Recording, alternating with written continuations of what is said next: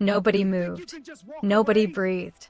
Because the man who had just told Park Jae-won, the most dangerous man in Seoul's entertainment world, to release a stranger's wrist was now walking down those stairs one step at a time, calm as a funeral. And every person in Noir Club understood instinctively that they were watching something that could not be undone. Amara didn't know his name yet. She didn't know that by morning, knowing it would change everything. The glass shattered before anyone could react. Amara didn't even see it coming. 1 second, she was laughing at something her coworker said, and the next, a man's hand locked around her wrist like a vice, yanking her backwards so hard her heel snapped against the marble floor. The DJ cut. The music died. 300 people in Noir Club went completely still. "You think you can walk away from me?" Park Jae-won's voice was low, controlled, dangerous. He was 53 years old, owned half the entertainment industry in Seoul, and he was not accustomed to being told no. Not by anyone. Certainly not by her. Amara's heart was slamming against her ribs. She could feel every eye in the room pressing into her skin. She pulled at her wrist. He tightened his grip. Then a voice came from across the room. Quiet. Completely calm. Like the eye of something enormous. Let go of her hand. Jae-won turned slowly. A man stood at the edge of the upper staircase, one hand resting on the railing, dressed in a black suit with no tie. He looked like he hadn't raised his voice once in his entire life. He looked like he didn't need to. Kwon Seo-jin. Jae-won's jaw tightened. "This is none of your..." Let go of her hand. Seo-jin descended 1 step. Just one. And then leave. "And when you wake up tomorrow, think very carefully about the calls I'll be making before noon if you don't." The silence stretched like a wire pulled to its limit. Then Jae-won released her. He smoothed his jacket, smiled like nothing had happened, and walked toward the exit. His men followed. The crowd slowly exhaled. The DJ, sensing survival, dropped the music back in. But Amara didn't move. She stood exactly where she was, rubbing her wrist, staring at the man on the stairs who had just done something that she was certain would cost both of them dearly. He met her eyes. And that was the night everything changed. If you're already hooked, hit subscribe, this one's going all the way. 3 months before that night, Amara Diallo had arrived in Seoul with one suitcase, $2,000 she'd saved over 18 months, and a contract for a junior design position at a mid-size fashion house in Mapo. She was 27. She was from Dakar. And she had believed, genuinely believed, that starting over in a new country was just a matter of working hard enough. She learned quickly that she had been wrong about what hard enough meant. Her apartment was a tiny studio on the 6th floor of a building with a broken elevator. Her Korean was conversational but imperfect, and people at work spoke fast and laughed at things she didn't catch. She ate alone most days. She smiled at people who didn't smile back. She dressed sharply to feel like herself and got stared at anyway. Her supervisor, Mrs. Cho, corrected her designs in red pen with more force than was necessary and once said in front of the whole team, "You're talented, but your aesthetic is too specific." Amara had gone home that night and sat on her bathroom floor for 20 minutes before deciding she was not going to cry about it. She didn't cry about much. It was a rule she had made herself when her mother died, for years ago, and she had decided that grief was a river she could not afford to drown in. She had her routines. Morning run. Coffee from the cart near the subway. Work. Evenings spent sketching at her desk by the window, watching the city lights come on one by one like someone was counting down to something. She was lonely in the specific way that only immigrants understand, surrounded by millions of people and somehow invisible to all of them. The night at Noir happened because her colleague Yujin had insisted. "You never come out. Just once. Come once." Amara had worn her white backless dress, the one she'd made herself, and she'd felt good walking in. She'd felt, for one evening, like maybe this city had room for her after all. Then Park Jae-won had seen her across the room, and that feeling had evaporated inside of 60 seconds. She didn't sleep that night. She lay on her back staring at the ceiling, replaying the grip on her wrist, the frozen crowd, the quiet voice from the stairs. She didn't even know his name yet. She found out the next morning when Yujin, who had apparently witnessed the entire thing from the bathroom hallway, called her at 7 a.m. Amara. That was Kwon Seo-jin. Okay. Amara. He owns 3 buildings in Gangnam. His family controls logistics for half the port cargo in Incheon. He's connected to people you don't see on the news because they don't need to be on the news. Do you understand what I'm saying? I understand you're telling me he's powerful. I'm telling you nobody talks to Park Jae-won like that. Not even people who could. And he did it for you. A stranger. In front of everyone. A pause. Be careful, Amara. She was going to ask careful of what exactly, but Yujin had already hung up. She saw him again 4 days later. She was at a small cafe near Han River, sketching in her notebook during her lunch break, and she looked up because the chair across from her moved, and he sat down like he had been expected. He was less imposing in daylight. Still precise. Still quiet. But there were shadows under his eyes that hadn't been visible under the club lights, and he was carrying a paper cup of coffee that he set on the table between them like an offering. I'm Kwon Seo-jin, he said. I know. She looked at him steadily. Why are you here? I wanted to make sure you were all right. I'm fine. She looked down at her sketchbook. You didn't have to do what you did. I know. Then why did you? He was quiet for a moment. Not searching for words, more like deciding which true thing to say. Because silence, in a room full of people, is worse than violence. She looked up at him. He was watching her with something in his expression that she couldn't immediately classify. Not pity. Not interest in the way she was used to from men who'd seen her in a white backless dress. Something more careful than that. Something that looked, strangely, like recognition. That's a very philosophical answer for a Tuesday afternoon, she said. The corner of his mouth moved. Not quite a smile, but close. Can I ask you something? She said. Yes. Are you going to be in trouble because of what you said to him? A beat. Not the kind that concerns me. That's not a no. No, he agreed. It's not. She looked at him for a long moment. Then she closed her sketchbook. Okay, Kwon Seo-jin. I'm Amara. And I'll buy my own coffee. Drop a comment. What do you think he saw in her? Keep watching. They met at that same cafe 3 more times over the next 2 weeks. Always during her lunch break. Always because he showed up. She never gave him her number. He never asked for it.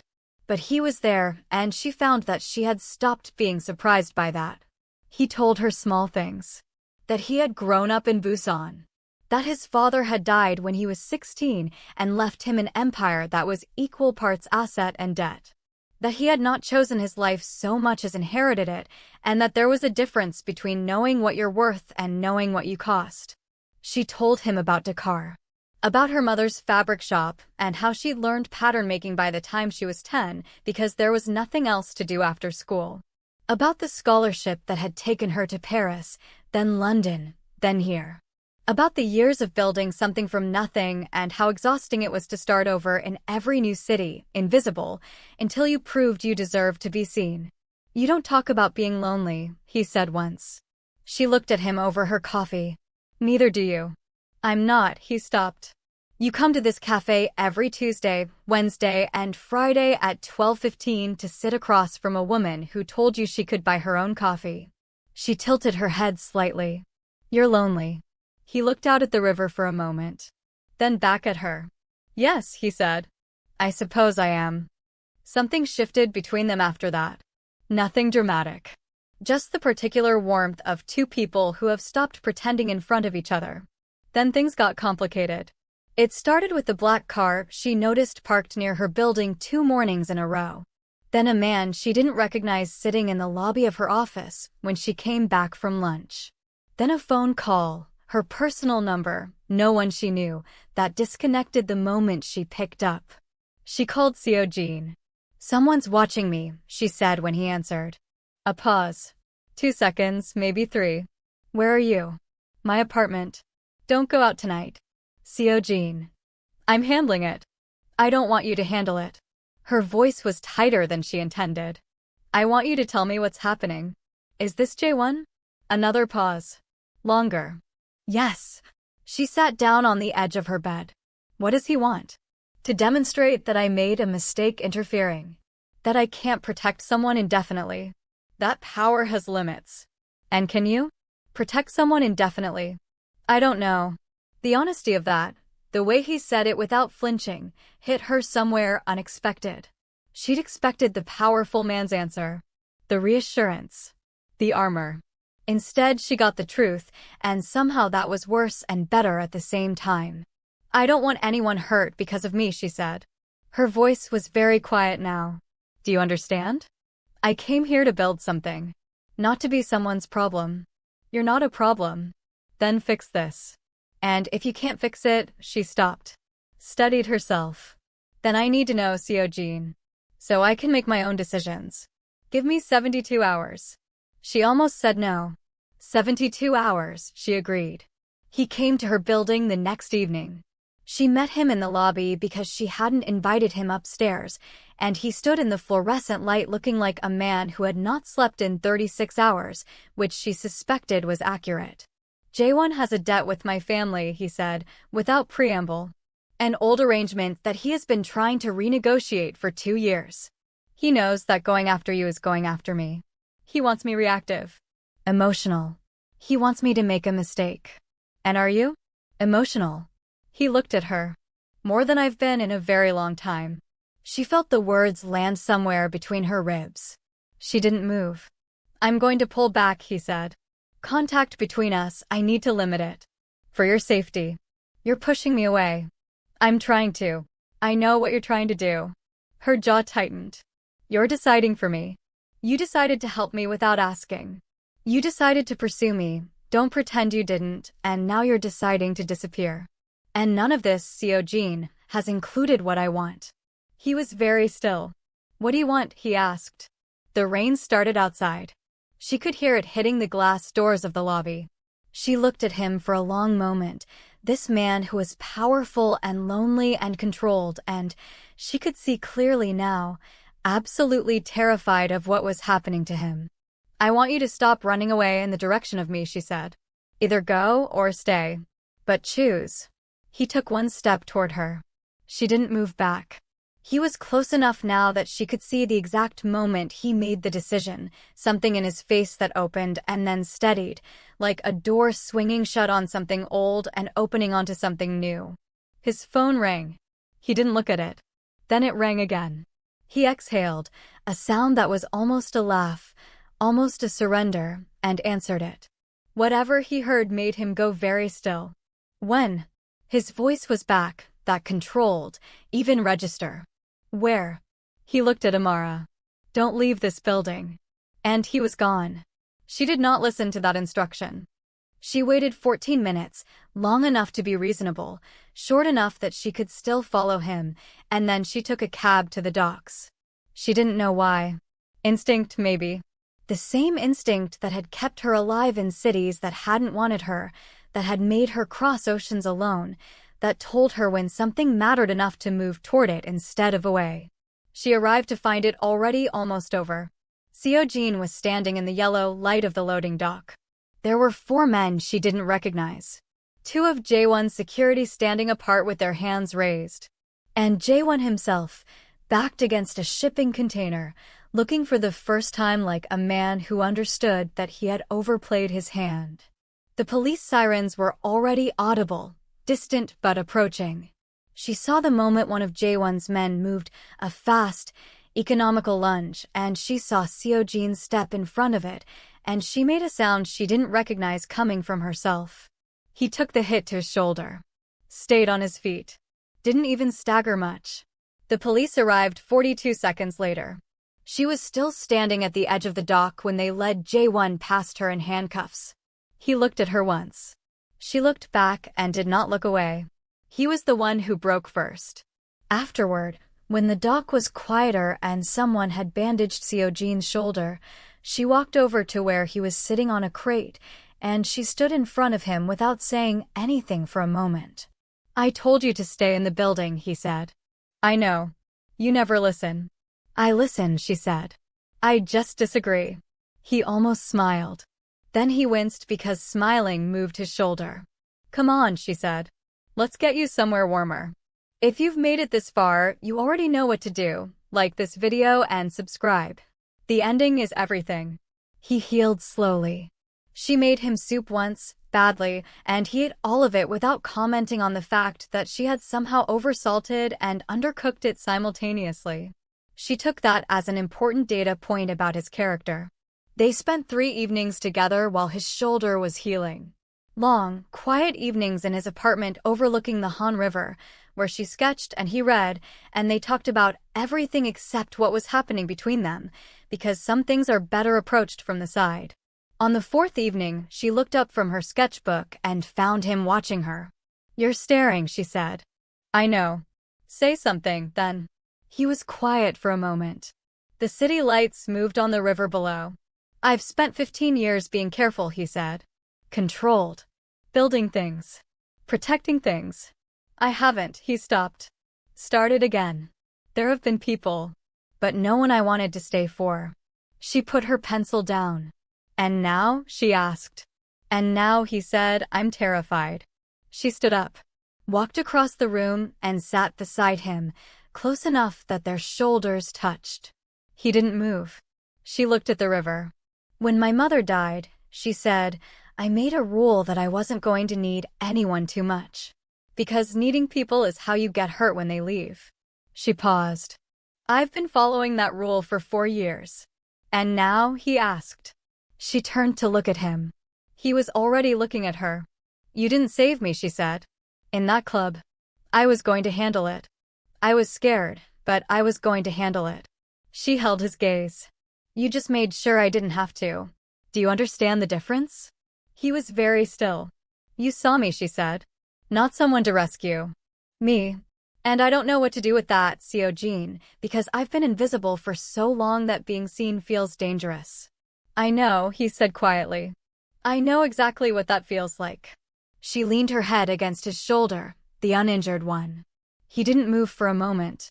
Then, very carefully, like something he was doing for the first time, he put his arm around her. They stayed like that for a long time, watching the river, while the city moved around them without touching them. 6 weeks later, Amara opened a small studio space in Yeonam-dong.